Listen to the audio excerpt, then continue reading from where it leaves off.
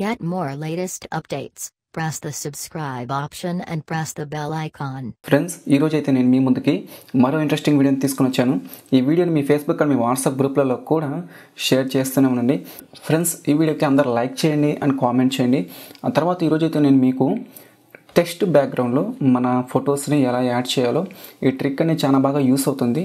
మీరు ఎటువంటి టెస్ట్ రాసినా సరే ఆ యొక్క టెక్స్ట్ బ్యాక్గ్రౌండ్లో మనకు నచ్చిన ఫోటోని ఎలా సెట్ చేసుకోవాలో, ఒక ఇమేజ్ రూపంలో ఎలా తీసుకోవాలో నేనైతే ఈరోజు మీకు చూపిస్తాను.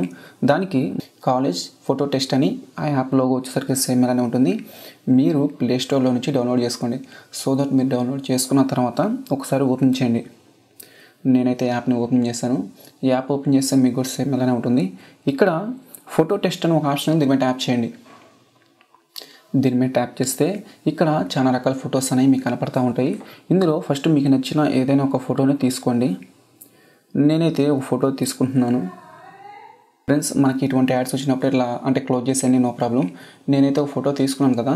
ఇక్కడ మీరు ఏం చేయాలంటే చాలా సింపుల్. ఇక్కడ టెస్ట్ కాలేజ్ అని అంటే ఇక్కడ చూడండి, టెస్ట్ కాలేజ్ అని ఒక ఆప్షన్ ఉంటుంది. దాని మీద ట్యాప్ చేయండి. దాని మీద ట్యాప్ చేస్తే మరలా మీకు నచ్చిన ఒక ఫోటోని తీసుకోండి.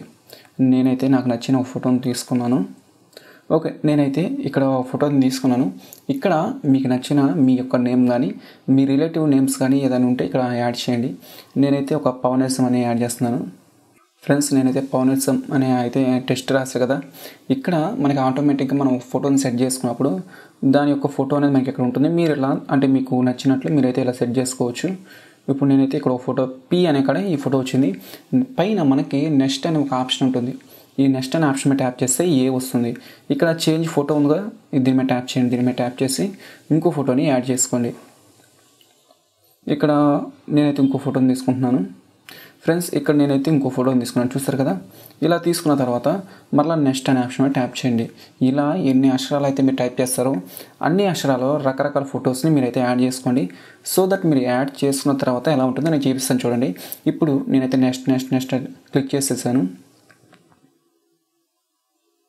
ఇప్పుడు చూసారు కదా, దీన్ని మీరు ఏం చేస్తారు, ఈ ఫోటో ఇలా వచ్చింది కదా, ఇలా కొంచెం బ్యాక్కి తీసుకొని వచ్చేసేయండి. నేనైతే కొంచెం దీన్ని వెనక్కి తీసుకొని వచ్చాను.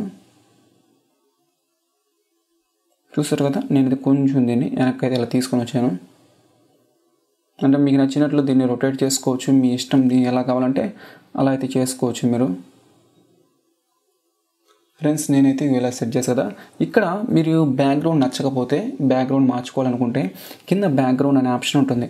దాని మీద ట్యాప్ చేసి మీకు నచ్చిన బ్యాక్గ్రౌండ్ని మీరు ఇక్కడ నుంచి సెట్ చేసుకోవచ్చు. ఇక్కడ చాలా రకాల బ్యాక్గ్రౌండ్స్ ఉన్నాయి. మీకు ఏ బ్యాక్గ్రౌండ్ నచ్చితే ఆ యొక్క బ్యాక్గ్రౌండ్ మీరైతే ఇక్కడ సెట్ చేసుకోండి, నో ప్రాబ్లం. ఇక్కడ నేనైతే ఒక బ్యాక్గ్రౌండ్ తీసుకుంటాను చూడండి. ఓకే, నేనైతే